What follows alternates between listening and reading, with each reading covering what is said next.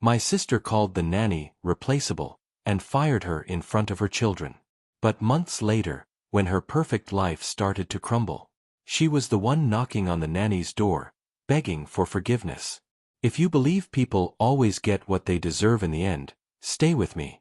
This story might just change the way you look at kindness and power. I never wanted to get involved in my sister's family life. Lena was older than me by 6 years, married into money, and had this terrifying energy about her. Always polished, always right, always in control. To the outside world, she had it all. A beautiful suburban house, 2 picture-perfect kids, a successful husband who pretended not to see how she spoke to waiters and Uber drivers like they were insects.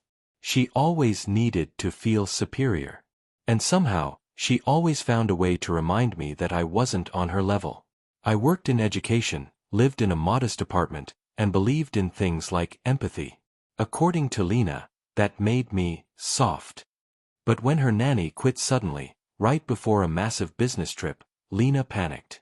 She called me that morning, barking orders. "You know people," she snapped. "Find me a replacement.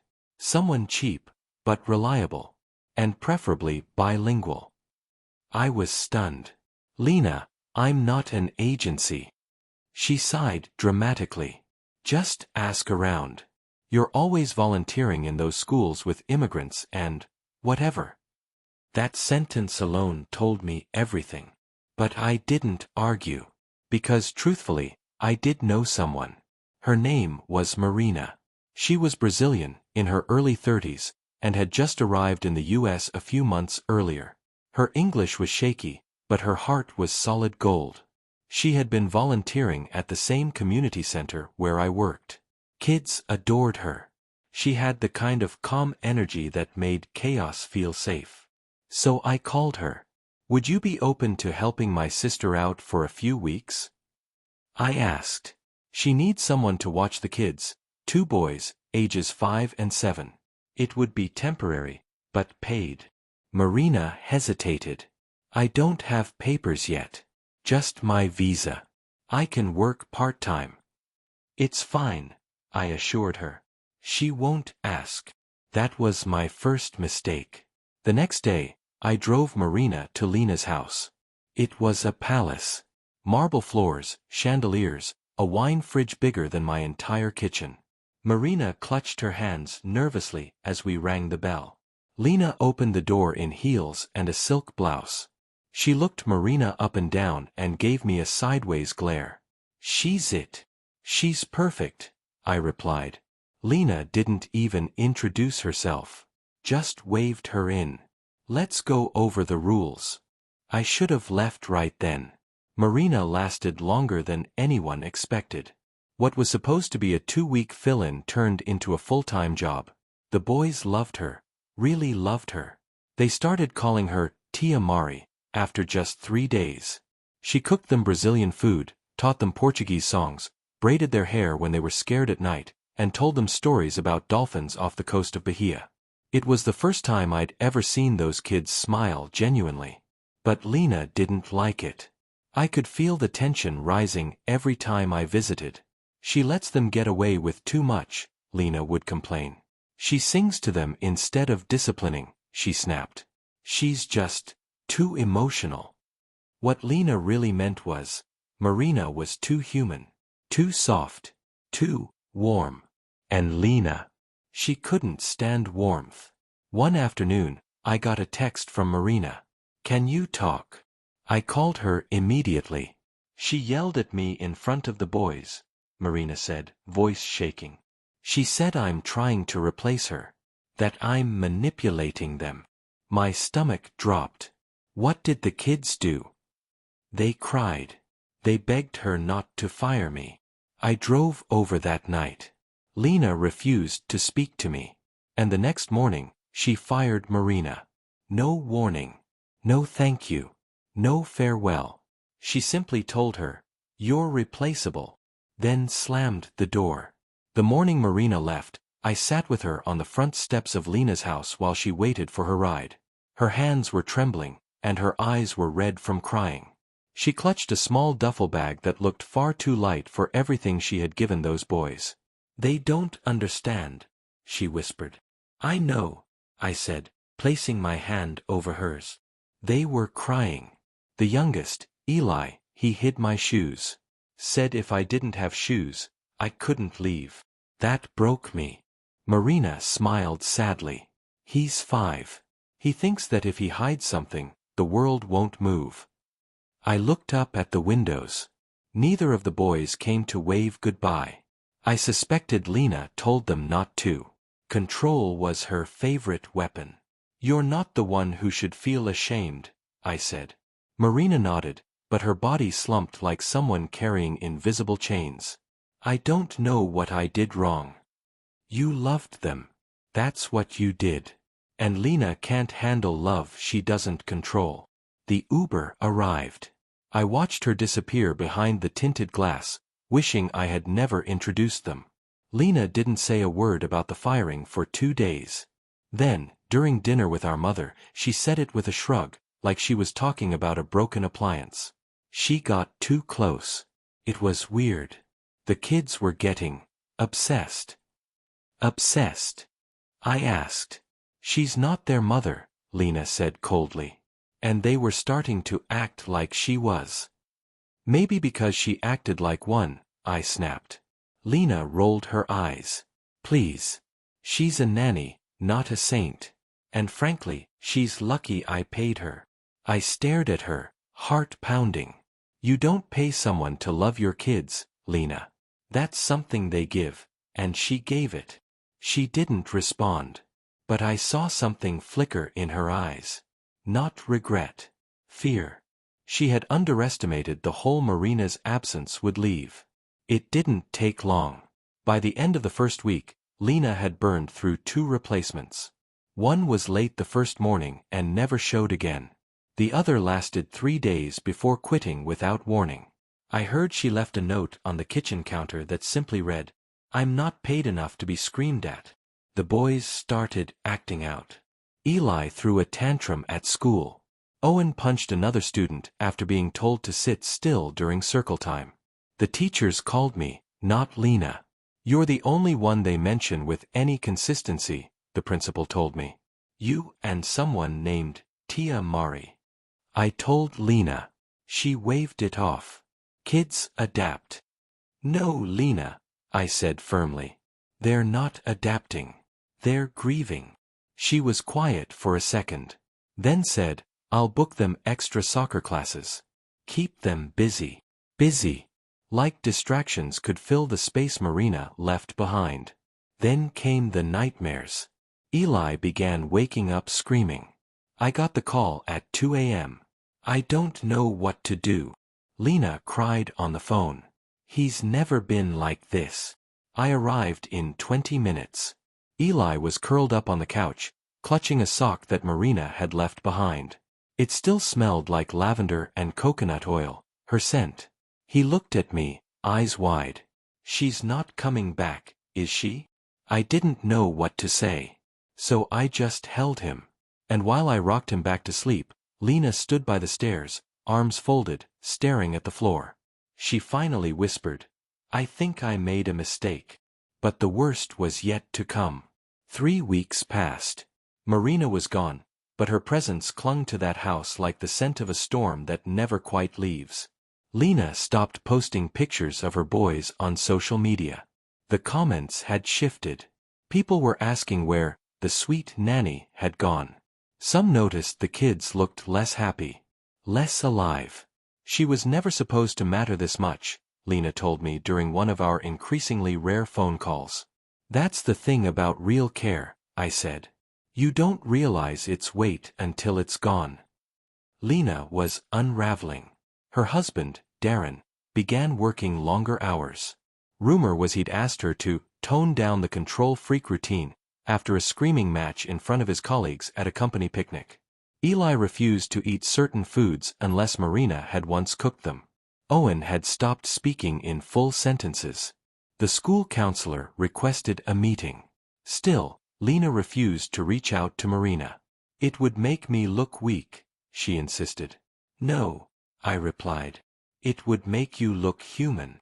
Then came the final blow. Eli's birthday. Lena tried to throw a big party. Inflatable castles, magicians, gourmet cupcakes. Everything was perfect. Except Eli. He refused to leave his room. He cried and screamed that he wanted tia Mari. That she always baked him brigadeiros for his birthday. That she always sang him to sleep the night before. No amount of presents or balloons could make him come downstairs. Lena sat outside his door for 3 hours. Silent. When the guests finally left, she called me. Her voice was small. I don't know how to fix this. I said nothing. Because I knew the answer. She just didn't want to face it yet. It had been over a month since Marina left. The house felt colder. Not because of the temperature, but because something essential had gone missing. The kind of warmth you can't replace with light bulbs or scented candles. Lena didn't want to admit it, but her world was collapsing, and the boys were pulling away from her in ways she hadn't expected. They refused to say, "Good night," unless someone told them a Brazilian story first. They started drawing pictures of Marina at school. One teacher even said Owen whispered to a classmate, "I think my mom made tia Mari disappear." Lena blamed the school. Then she blamed Darren. Then me.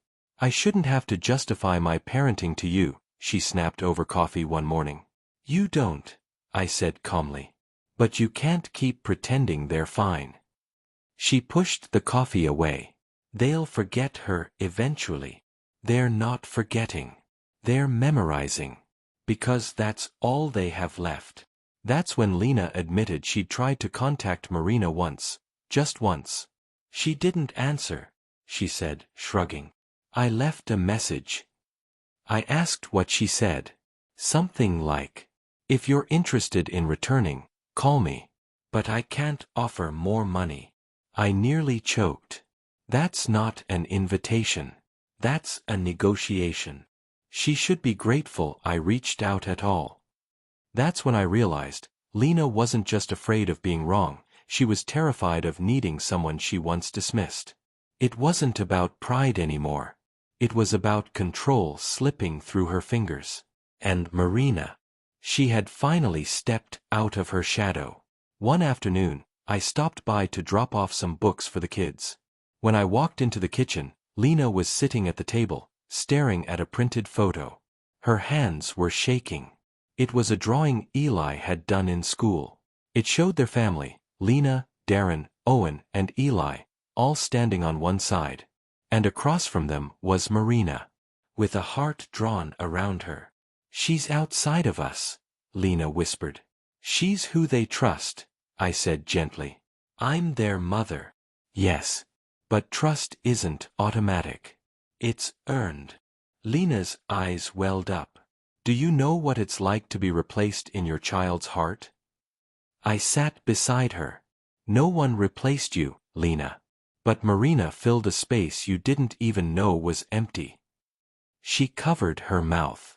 For the first time, I saw her vulnerability, not as manipulation, not as performance. Just raw pain. "I thought I was protecting them by keeping emotions measured," she said. "Structure. Discipline. Boundaries. And those things matter," I nodded. "But children also need softness. Storytelling. Someone who sees them, not just manages them." Lena sat there for a long time, then said the words I'd been waiting to hear. "I need to apologize." Lena didn't want me to come, but I insisted. "If you're going to do this, you do it right," I said. "No conditions. No ego." We drove across town to the apartment complex where Marina now lived. A small, sunlit building near the park. Modest, but clean. Lena looked uncomfortable the entire ride. She kept adjusting her sunglasses and muttering things like, "I don't know what I'll say if she slams the door." "Then don't plan anything," I said. "Speak from truth." She took a deep breath. "Truth is not my specialty." We laughed. Just a little. Outside Marina's door, Lena hesitated. Then knocked. A moment passed. Then, another. Finally, the door opened. Marina stood there, wearing jeans, a loose t-shirt, and no makeup. She looked healthier than I'd ever seen her. She looked free. Her eyes flicked from me to Lena. Then she waited. Lena stepped forward. "I don't deserve to be here," she began. "I know that. But I came anyway. Because I owe you something." Marina didn't say a word. Lena's voice cracked. "I treated you like you were disposable.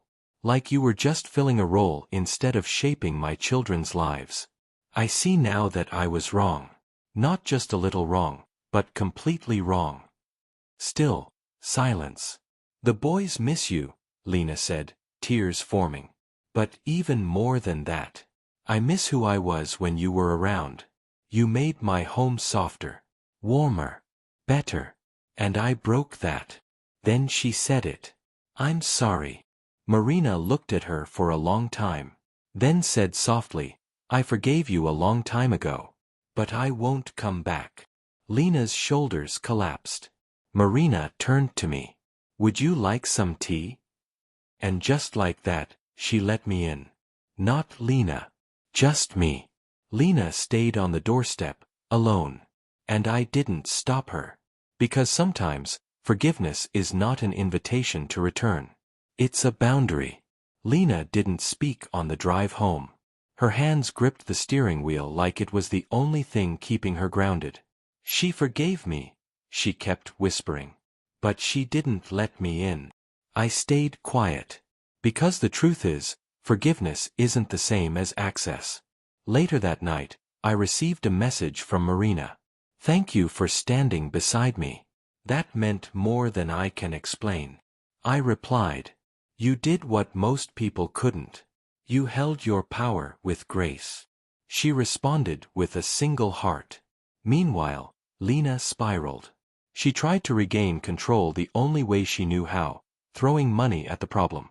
She hired a new nanny, a polished woman with a master's degree and a background in early childhood psychology. But the boys didn't take to her. They were polite, distant, quiet. Owen barely spoke during dinner. Eli kept whispering, "Tia Mari," under his breath when he thought no one was listening. One night, Lena tried to make brigadeiros using a YouTube tutorial. The smoke alarm went off. The candy burned. Eli cried. "I just wanted to give them something familiar," she told me on the phone later, defeated. Something she gave them. I didn't say it out loud, but I thought it. You can't recreate love from ingredients. You can't replace presence with performance.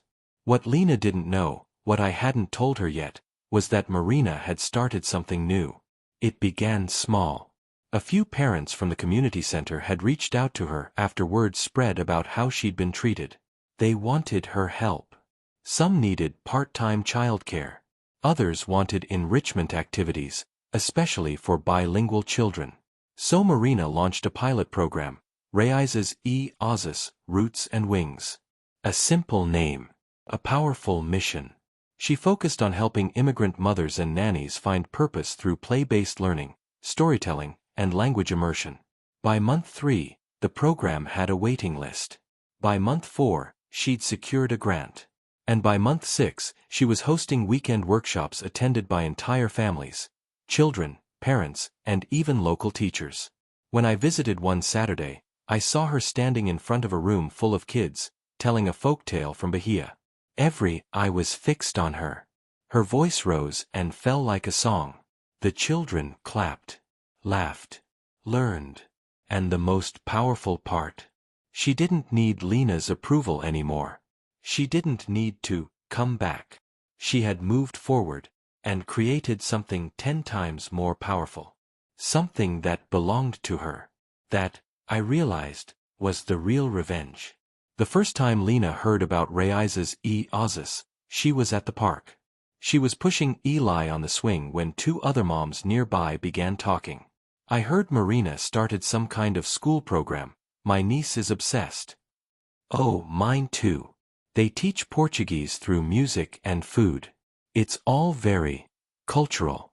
But the kids love it." Lena stiffened. Then she turned to them. Excuse me, did you say Marina? Brazilian, mid-30s. One mom smiled. Yes. You know her. Lena forced a smile. We worked together once. The woman tilted her head. Oh, so you're the one. The one what? Lena asked sharply. The moms exchanged looks. Then one of them said, just, the one she used to work for. There's a story. People talk. Lena's face went pale. That evening, she showed up at my place unannounced. She's telling people about me. No, I replied. People are telling each other. Marina hasn't said a word. Lena paced my living room like a caged animal. She's making me look like a monster. She's not making you anything, I said. You did that yourself. She stopped, stared at me. You used to be on my side. I used to believe you were just misunderstood, I said quietly. Now I know you understood exactly what you were doing. Lena's lips trembled. For the first time, she couldn't find a comeback. And in that silence, I realized she wasn't angry at Marina. She was angry at the version of herself that Marina reflected back. The version everyone was finally seeing. It was a Tuesday evening when Marina called me, her voice trembling with disbelief. They want to give me an award, she said. Who? The City Council. For community impact. They said I'm being recognized alongside a few local leaders next month. I nearly dropped my phone. That's amazing, Marina. You deserve it. She was quiet for a moment. Then she said, do you think I should accept it? Why wouldn't you? I don't want to hurt anyone. That was her. Still worried about how her light might make someone else feel small. You're not hurting anyone, Marina, I said. You're being seen. She nodded. I could hear the tear in her voice. The news spread fast. Flyers went up. Social media buzzed. Raízes e Oz's founder to receive community honor. Her name was printed in bold across dozens of platforms. Parents shared stories. Children posted drawings. Teachers left comments. And Lena. She saw it all. She didn't speak to me for a week. But I knew. I knew it burned. Not because Marina was being celebrated, but because no one missed Lena. Not one article mentioned her. Not one quote referenced the woman who once ruled the house with an iron voice and a frozen smile. Lena had always believed she was the center. Now she was invisible. And Marina, the woman she fired without a second thought? She was being called a pillar of compassion. It was more than revenge. It was justice, served slowly and in public. One afternoon, I stopped by Lena's house. She was in the kitchen, staring at her phone. Not scrolling. Just staring at a photo of Marina accepting her award. She's wearing the earrings I gave her, she said. I hadn't even noticed. But of course Lena had. Maybe she didn't remember, I offered. No, Lena said quietly. She remembered. That's the point. There was a long pause. I think she wants me to suffer. I shook my head. Marina doesn't think like that. Then why is she everywhere? Because people love her. Lena set her phone down. Her hand was shaking. I used to be admired, you know. At the PTA meetings. At fundraisers. People used to ask me for parenting advice. And now? Now they smile at me like I'm fragile. Like I'm the woman who couldn't keep her nanny or her marriage. That last word slipped out. I blinked. Your marriage. She looked away. Darren's moving out next week. I didn't know what to say. He said I've been absent. Emotionally toxic. Controlling. The whole textbook, she said, pouring herself a glass of wine. I told him he was just insecure because I'm strong. And what did he say? She gave a bitter laugh. He said I'm confusing strong with unreachable. Lena sipped her wine. It's funny. I fired Marina because I thought she was too close to the kids. And now I'm losing everything because I couldn't be close enough. That was the first time she said it without blaming anyone. Not even Marina. Just herself. The gala was held in a beautiful hall downtown. Gold banners, live music, white linens. Everyone who was someone in our community was there. And Marina. She stood at the center of it all, radiant in a navy dress, her curls pinned back, the boys from her program surrounding her like satellites around a star. I was there too, of course. As was Lena. She hadn't been invited. But she came anyway. Not to cause trouble. Just to watch. From a distance. She stood in the back corner, wine in hand, hair pulled tight, eyes locked on Marina. When Marina went up to receive her award, the room rose to their feet. Thunderous applause. Someone shouted, "Viva Marina!" She smiled humbly and began her speech. She talked about kindness. About how community is built through small, daily acts of love. About how immigrants often arrive in silence, but have the loudest impact when given space to thrive. Then she paused. And looked directly at me. And to the woman who once stood by me when I felt disposable, she said, "Thank you. Your belief in me changed the course of my life." People turned to look at me. I smiled, tears filling my eyes. Lena didn't clap. She left before the dessert. Later that night, I found her sitting in her car in the parking lot. Head on the steering wheel. Eyes swollen. "She didn't have to say it like that," she whispered. "She didn't say anything about you. She didn't need to. She was right. Because sometimes, the sharpest revenge is silence. The kind that doesn't curse you. Just erases you." Lena's house felt even quieter now. Darren had moved out. The boys split their time between them, but it was clear they preferred being with their father. Not because he was the better parent, but because he brought them to Marina's events. He volunteered at Raízes e Ozas on weekends. He sat on the floor with them during Portuguese story time. He ate pão de queijo, asked Marina about Brazil, and even learned how to say thank you in her language. Lena, on the other hand, stayed home. She stopped attending PTA meetings. She turned down invitations to birthday parties. The moms at school stopped texting. "I'm still their mother," she said to me one afternoon, her voice low. "Yes," I replied gently. "But right now, they don't feel mothered. They feel managed." She looked out the window. "They used to come to me for everything. They came to Marina, too. And instead of sharing that space, you saw her as a threat." Lena closed her eyes. "I didn't know how to share. I thought if they loved her, they'd stop needing me." I placed my hand over hers. "They didn't need less of you. They just needed more of what she gave." She was silent for a long time. Then finally whispered, "I think I ruined it." Marina invited me to the open house for Raízes e Ozas. It was beautiful. Handmade decorations. Multicultural art from the kids. Tables filled with brigadeiros, tamales, spanakopita, and other dishes made by the children's families. But the highlight. A photo wall. Dozens of snapshots of Marina with the children. Marina hugging parents. Marina receiving thank you letters. Marina with Owen and Eli. There was even a handwritten quote on the centerboard.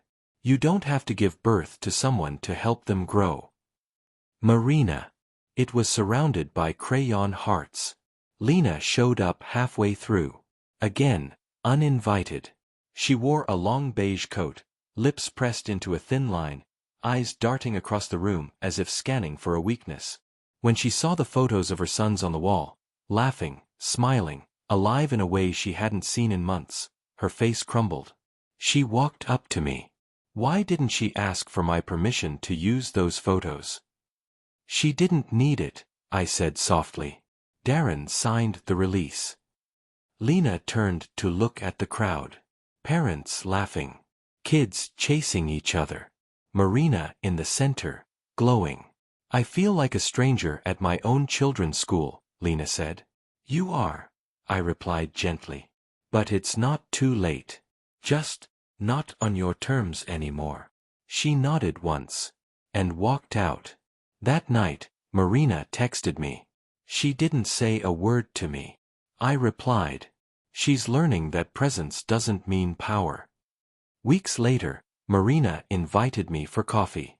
She looked radiant, peaceful in a way I hadn't seen in years. Success had settled on her like sunlight on skin. I'm thinking of expanding, she said. There's a building downtown. A second location. I smiled.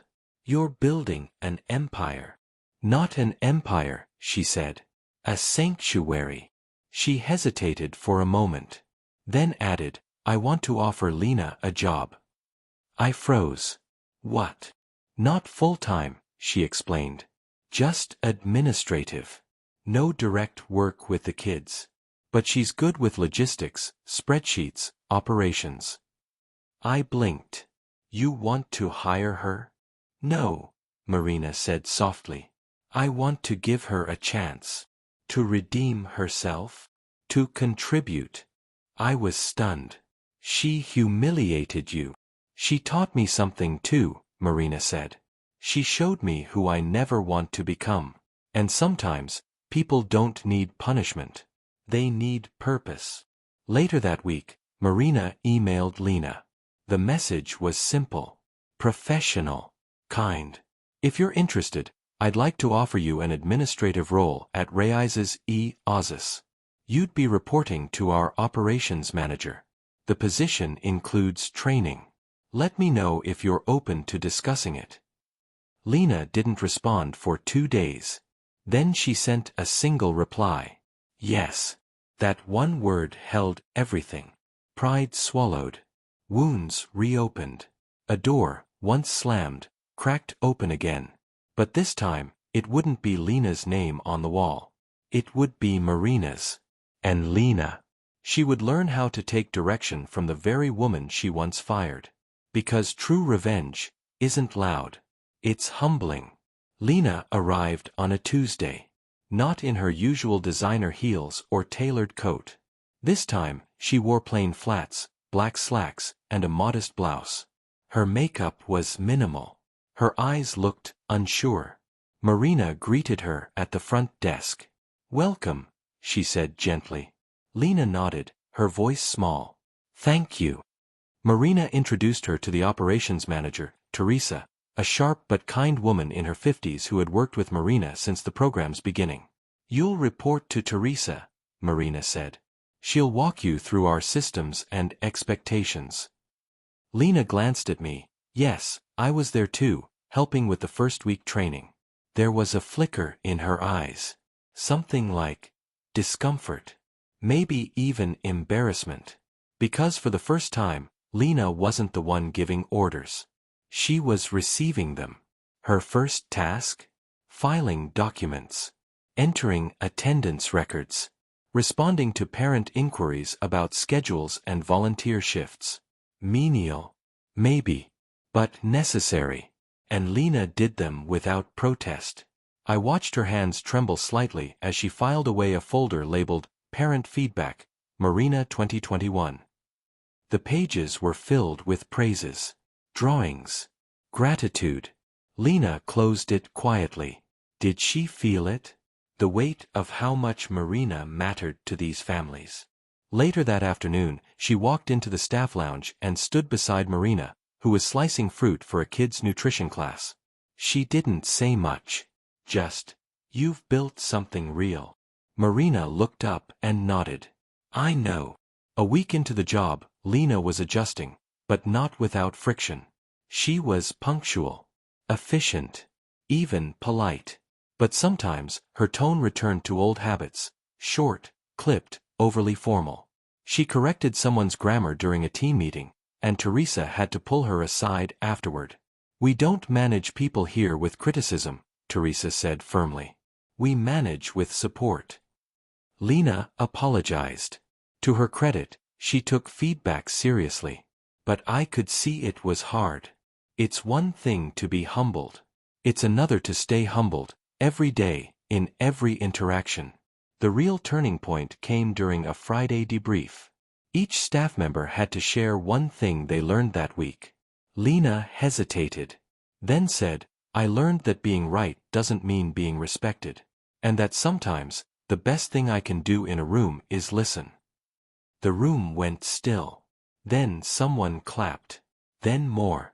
Marina smiled, but didn't say a word. And that silence. It was louder than praise. Afterward, I caught Lena in the hallway, wiping her eyes. You okay? I asked. She laughed softly. I'm not crying because I'm sad. I'm crying because I feel like I finally belong somewhere. Even if no one knows my last name. They know, I said. They just don't care. And for once, that didn't seem to offend her. That weekend, Lena had the boys. She took them to the park, to lunch, and finally stopped by a local bookstore to buy them new bedtime stories. But at bedtime, something unexpected happened. Owen, now 7, curled up beside her and said, Mom, are you working for Tia Mari now?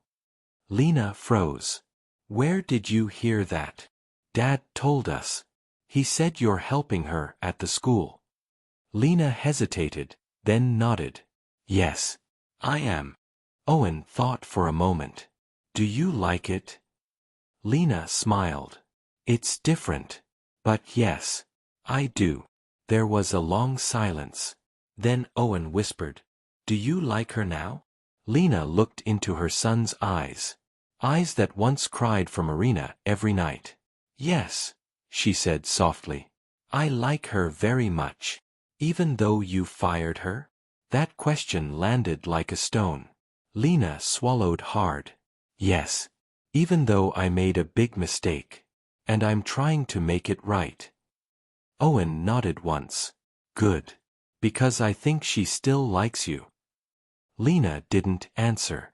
She just tucked the blanket around him and kissed his forehead. That night, she sat in her car outside her own home for almost 20 minutes, just staring into the dark. Because sometimes, the harshest truth doesn't come from public humiliation.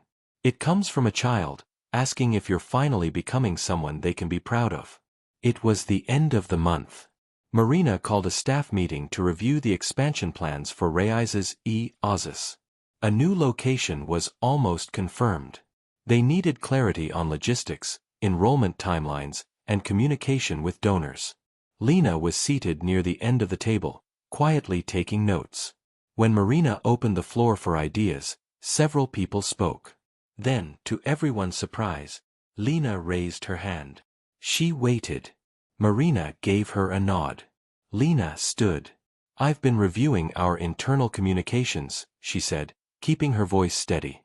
And I noticed that many of the families we serve don't receive updates in their first language. I think we should start issuing bilingual bulletins, Portuguese and Spanish at least. A few staff members nodded. Marina tilted her head. And who would oversee that? I'd like to, Lena said. I can coordinate with volunteers for translation. And I'd like to take a Portuguese class. You could hear a pin drop. Marina said nothing at first. Then she looked Lena in the eye and replied, Let's talk after the meeting. Afterward, they met in the hallway. You surprised me, Marina said. I surprised myself, Lena replied. I just want to be useful. Not just tolerated. Marina crossed her arms. You've come far. But this isn't about redemption. It's about consistency. Are you ready for that? Lena nodded. I'm not looking for applause. Just the chance to do better every day. Marina studied her. Then said quietly, Okay, that was it. Not forgiveness. Not friendship. Just a chance. And sometimes, that's more powerful than any apology. Every Thursday, Marina hosted a mindfulness class for the children. It was her favorite time of the week. They sat in a small community garden, surrounded by sunflowers and lavender, practicing breathing and quiet reflection. One Thursday, Lena stayed after work to observe. She stood at the edge, arms folded, trying to look casual, but I could see the awe in her eyes. After the session, Marina approached her. "You can sit with us next time, if you want." Lena blinked. "Me? Of course," Marina said. "The garden isn't just for the kids." Lena hesitated. "I don't know how to be calm like that." "You don't need to be calm. Just open." The following Thursday, Lena brought a small notepad and sat in the circle. At first, she looked stiff, out of place. But halfway through, when the children were asked to write down something they were grateful for, I saw Lena pause. Then slowly write, "I'm grateful someone gave me a second chance." She didn't look up. She didn't know I saw it. But I did. Later that evening, she sent me a message. "I think I'm finally feeling something I never allowed myself to feel before." "And what's that?" I asked. "Peace." It had been nearly a year since Marina was fired from Lena's house. But the past has a strange way of circling back. One afternoon, a woman named Caroline, a well-known figure from the old private school circuit, showed up at Reyes's office. She was dressed like Lena used to dress. Expensive shoes. Diamond earrings. A soft, judgmental smile. She spotted Lena at the front desk. "Oh," she said. "Didn't expect to see you here." Lena stood tall. "I work here." Caroline raised an eyebrow. "So this is what you're doing now? Child care. How generous." Marina emerged from the hallway and caught the tail end of the conversation. She smiled. "Hi, Caroline. Welcome to Reyes's office. I believe you were on the waiting list." Caroline blinked. "You run this place?" "I founded it," Marina said simply. There was a beat of silence. Then Caroline forced a laugh. "Well, that's impressive. I suppose it's a bit of a redemption story for both of you, isn't it?" Lena stepped forward. "No," she said. "This isn't a redemption story." She looked at Marina. "It's a leadership story. And I'm just grateful I get to witness it." Caroline didn't know what to say. And honestly, that silence was the most satisfying sound I'd heard all day. Because Lena wasn't shrinking anymore. She was choosing to stand behind someone else's greatness. And in that moment, she finally understood. It's not weakness to follow. It's grace. It had been months since Marina and Lena had spoken outside du ambiente professional. They were civil, kind, even, but never close. A respectful distance lingered between them. Until the day I invited them both to dinner at my place. I didn't tell either one that the other was coming. I just said, "Come. Bring nothing. Just yourselves." They arrived 20 minutes apart. Marina, with a small bouquet of wildflowers. Lena, with a fruit tart from a local bakery. When they saw each other in the doorway, there was a moment of hesitation. Then, something softer. They hugged. Awkwardly. Lightly. But it was something. We sat at the table, just the three of us. And for the first time, the conversation wasn't about the school, or scheduling, or tasks. It was about childhood. About how Marina missed the smell of her grandmother's pão de queijo. About how Lena had once been sent to boarding school at age 9 and never cried until the third night, when no one called to check on her. There was pain in both stories. Different kinds. But pain still. Over dessert, Marina turned to Lena and said something that froze the room. "You remind me of someone I used to be angry at. My aunt. She was cold. Controlling. Always chasing perfection. She raised me after my parents died." Lena didn't respond right away. Then softly, "Did you forgive her?" Marina stared into her tea. "I had to. But I didn't forget who she was." Lena nodded slowly. "I don't want to be remembered like that." Marina's eyes lifted. "Then don't be."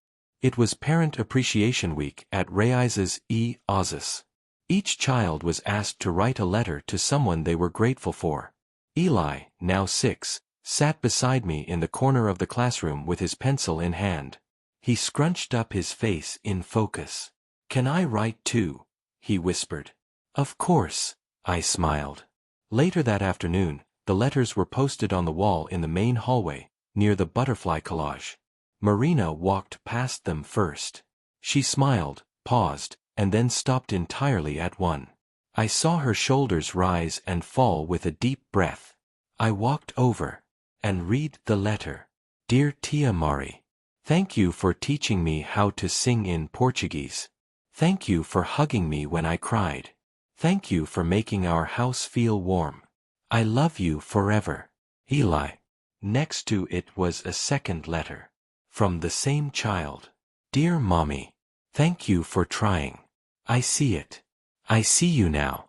Eli." Marina turned to me, her voice barely above a whisper. "That one hurts more." "Why?" "Because it's forgiveness. And forgiveness is heavy." Lena hadn't read the letters yet. I left them there. Because some things need to be discovered alone. That night, I received a voice note from Lena at 1:12 a.m. She had found the letters. Her voice cracked as she whispered, "He sees me." And then she cried. Not for herself, but for the little boy who never stopped waiting for her to show up. Just when things felt stable, a shadow returned. An email arrived in the school inbox, forwarded by a city official. The subject line, "Formal inquiry regarding past employment practices." It was from a lawyer. Representing a former housekeeper from Lena's home, a woman who had worked briefly before Marina and had been fired without notice or final payment. A routine audit had flagged the incident. And because Reis's Oz's now received public funding, the city required full disclosure on past legal disputes involving leadership. Lena was named in the document. Marina called me first. She was calm, focused, but I could hear the edge in her voice. "If this becomes public, it could damage our credibility." "Do you think she did it intentionally?" I asked. "No," she said. "But intention doesn't erase consequence." They scheduled a private meeting that same afternoon. Lena sat across from Marina in the empty staff lounge, her face pale. "I know what this is about," she said. "And I know I handled it wrong. You fired someone, refused to pay her, and now we're cleaning it up." Lena swallowed hard.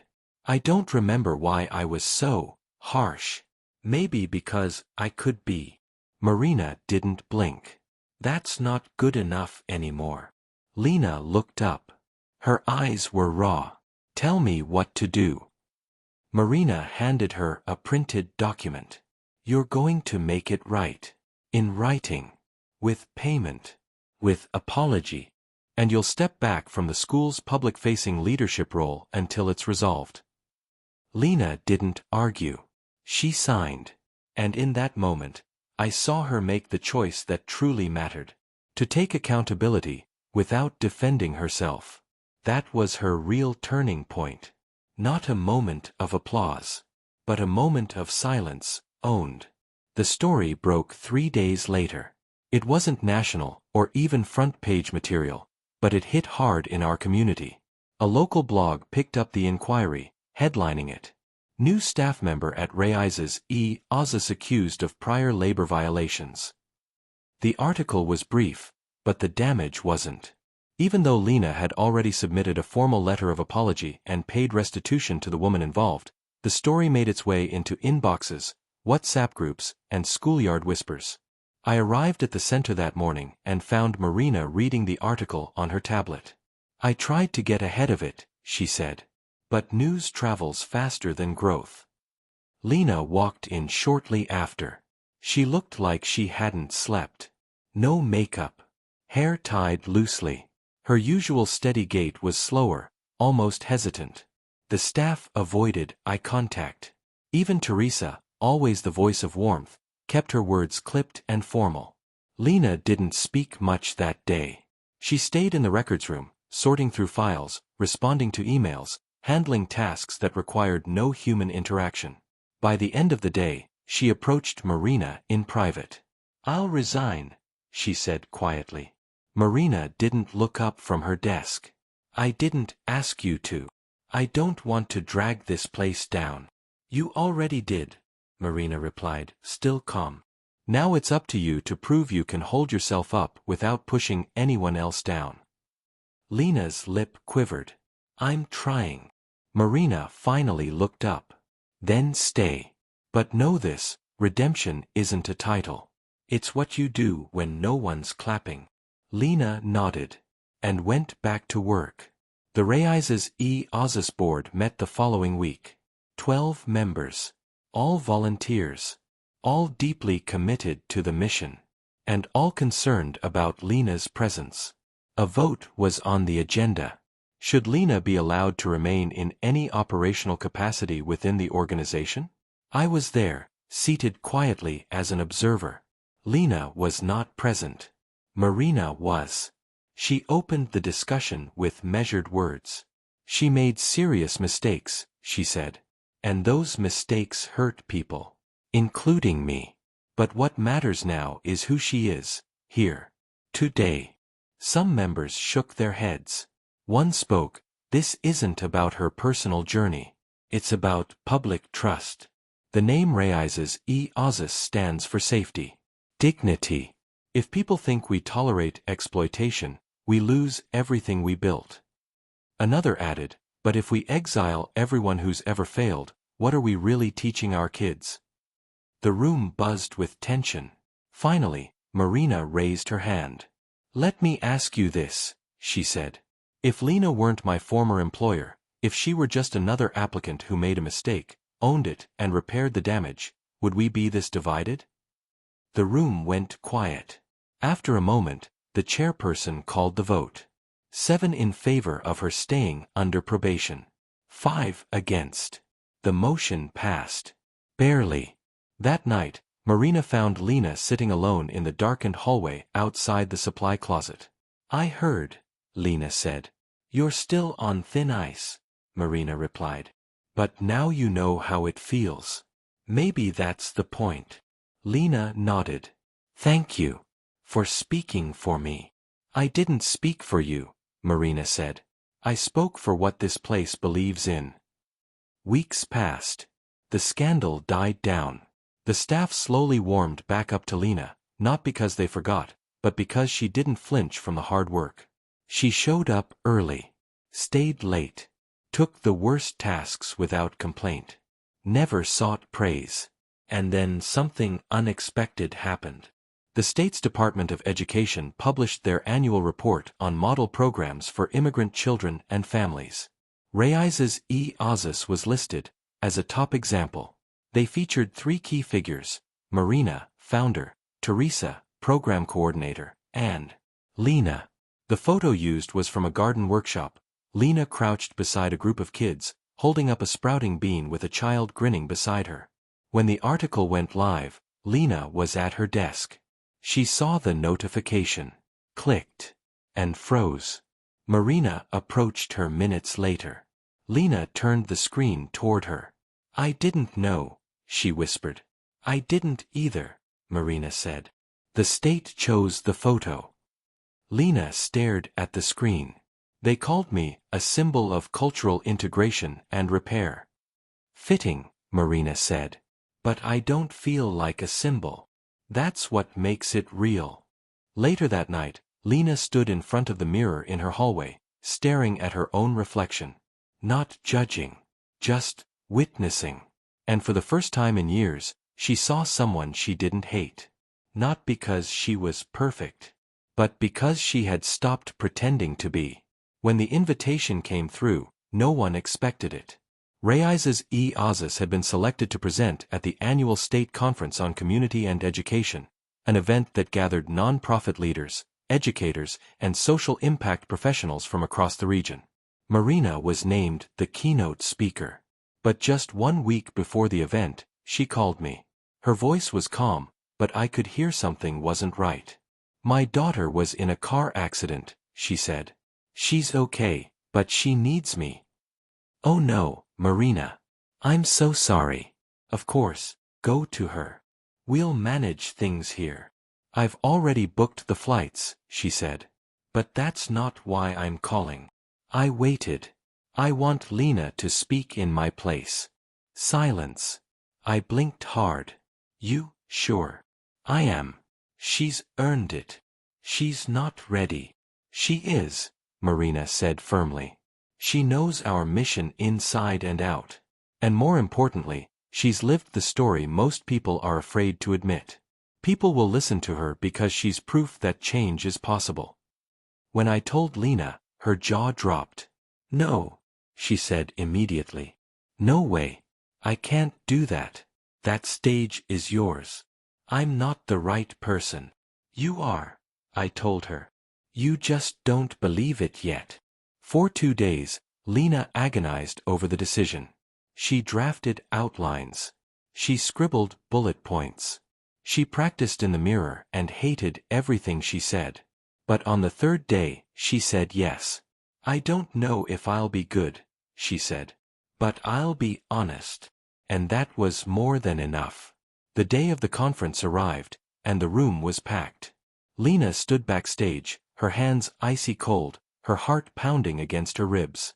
The event coordinator whispered, "You're on in 60 seconds, and she nodded like a soldier going to war.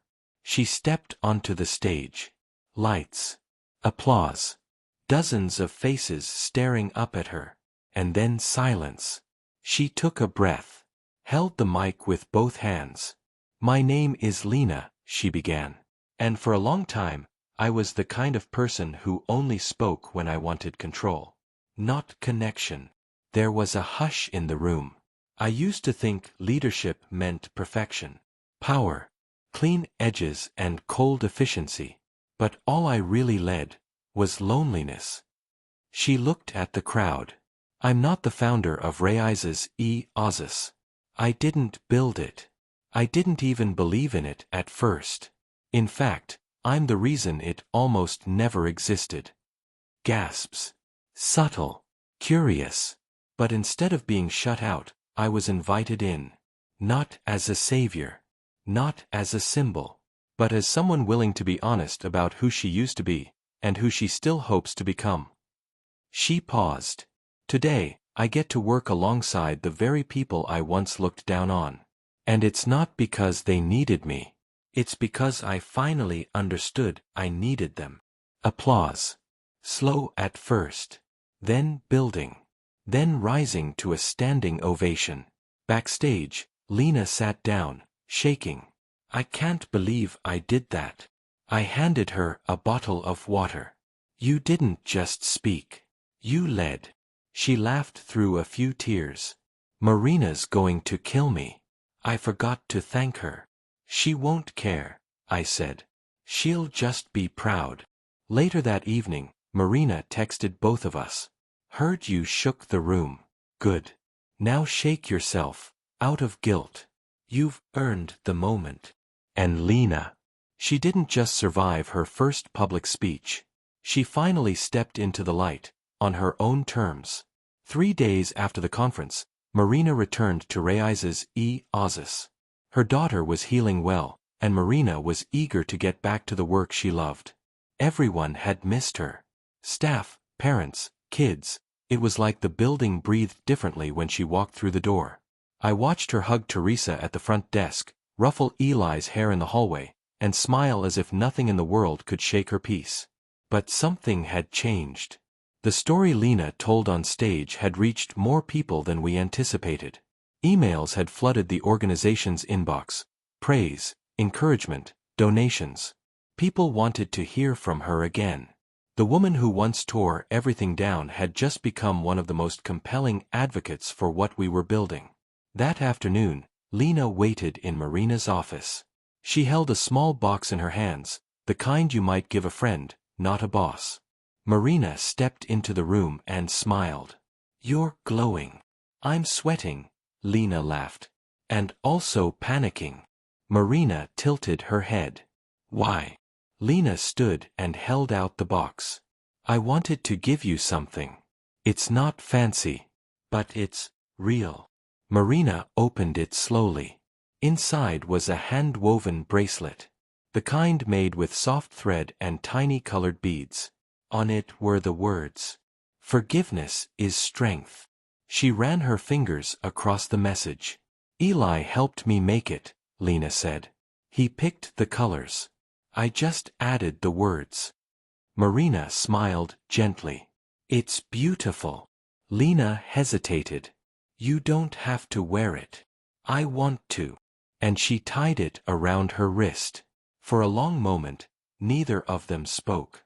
Then Marina looked up. "I've been thinking about something." Lena sat down, cautious. "I want to invite you to join the board," Marina said. "For the new location." Lena froze. "What?" "It's not a promotion," Marina said quickly. "It's trust. You've proven yourself here, not just to me, but to everyone. You listen. You work. You own your mistakes. That's the kind of leadership I want next to me." Lena's voice dropped to a whisper. "Are you sure?" "There are people who won't agree," Marina said. "Some donors. Some partners. But I'm not building this for them." Lena blinked, her throat tight. "What if I fail again?" "You will," Marina said, with a soft shrug. "So will I. That's not what matters anymore." Lena looked down at her hands. "I thought I'd spend the rest of my life trying to erase who I was. But lately, it feels like I've started writing something new." Marina reached across the desk and touched her wrist. "You are." That night, Lena didn't go home immediately. She drove to a quiet overlook near the water, the same place she used to sit after dropping the boys at daycare, back when she still believed being in control was the same thing as being good. She stared at the bracelet on her wrist. The phrase felt like a secret. A mantra. A challenge. She remembered the day she'd screamed at Marina. The way she had told her she was replaceable. The way she slammed the door as if she'd erased a name off a chalkboard. She couldn't erase it now. But she could read the new lines being drawn. On her wrists. In her voice. In the eyes of the people around her. The world didn't forget. But it had allowed her to continue. Not because she deserved it. But because she chose to deserve it, again and again. The next morning, Lena brought in donuts for the team. She left a note beside the box. "For everything you do that no one sees. Thank you." It wasn't dramatic. It wasn't a performance. Just a quiet reminder that she now knew the value of silent labor. Of early mornings and late nights. Of effort without applause. Marina saw the box, read the note, and smiled. "You're changing," she said softly. Lena didn't look up. "I'm healing," she replied. "And sometimes, those are the same thing." The grand opening of the new Raises E. Aza Center was just a day away. Months of planning, fundraising, renovating, licensing, it had all led to this. There would be music, speeches, ribbon cutting. Parents and children would finally walk through doors made specifically for them. Marina and Lena stayed late the night before. Everyone else had gone home. The halls echoed with the sounds of tape being peeled, scissors snipping, and small bits of laughter between two women who once wouldn't speak to each other. They were setting up gift bags for families, simple ones with snacks, stickers, and flyers printed in 3 languages. "I used to think none of this mattered," Lena said, folding programs. Flyers. Balloons. Even kids' smiles. "I thought it was all noise." Marina looked up. "Because you were too focused on the mirror." Lena nodded. "And what I saw there was always performance." They continued working in silence for a while. Then Marina picked up a framed photo. It was one of Owen and Eli hugging her in the community garden, dirt on their hands, sunlight in their hair. Lena saw the picture and paused. "I used to hate that photo." Marina didn't react. "I hated that they looked so happy without me," Lena admitted. "I blamed you. I blamed the world. But mostly, I blamed myself. Marina turned the photo slowly in her hands. Did you ever think, maybe they were happy because someone loved them while you were busy figuring yourself out? Tears welled in Lena's eyes. I know that now. Marina set the photo down and faced her. You've changed, Lena. Everyone sees it. I hope so. No. You know so, Marina said firmly. That's why tomorrow isn't about the center. It's about the people inside it. And that includes you. Lena laughed gently. You're sure I won't get tomatoes thrown at me? Only if they're organic. They shared a smile. By midnight, the center was ready. Banners taped. Tables set. Chairs lined. Everything in its place. Marina looked around the space they built together and whispered, "Looks like home." And Lena replied, "Finally." The next morning was bright, breezy, and full of life. Families gathered outside the new center. Children danced around balloon arches. Reporters set up near the front. It wasn't just an opening, it was a celebration of resilience, community, and transformation. Marina gave the opening remarks. Teresa spoke next, thanking volunteers. And then it was Lena's turn. She stood in front of the mic, heart pounding, not out of fear, but reverence. My name is Lena, she began. Some of you know me from years ago. Some of you know me only through the center. Either way, you should know this, I haven't always been kind. I haven't always been humble. And I definitely haven't always been someone who deserved your trust. She scanned the crowd. Parents. Children. The very community she once kept at arm's length. But change is possible, she continued. And more than that, it's necessary. I hurt someone I love. I ignored the value of work I didn't understand. I confused control with respect. But today, I stand here not as a director or a figurehead. I stand here as someone who's learning, every day, how to be part of something bigger than herself. The crowd was quiet. Then someone clapped. Then more. Until everyone was standing. Behind her, Marina placed a hand on her shoulder. Let's cut the ribbon, she whispered. Together, they did. Cheers erupted. Kids ran inside. The new Raises Oza Center was open. And Lena. She wasn't just allowed in the building. She was part of it. After the ceremony, a young mother approached her. I saw your speech online, she said. I was scared to come. My papers aren't in order. But hearing you talk made me feel like maybe this place is really for people like me. Lena's eyes filled with tears. It is, she whispered. It really is. It's been a year since that ceremony. The bracelet Marina wore that day? She still wears it. The beads are a little faded, the string a little frayed. But the message is intact. Forgiveness is strength. Owen and Eli now tell people their mom works in a building that makes people feel safe. I couldn't ask for a better description. I still mess up. I still say the wrong thing sometimes. Still catch myself wanting control, wanting to appear flawless. But then I remember the mop. The night I scrubbed toilets at the office building Rosa assigned me to. The day I cried in my car because a cleaner named Estella smiled at me, not with pity, but with earned respect. I remember what I lost. And what I gained. I gained family. I gained purpose. I gained a truth that took me years to see. You're not better than the person you once ignored. You're just lucky someone gave you another chance. And because they did, I make it count. Every day. I teach that to my kids. I model it to every staff member.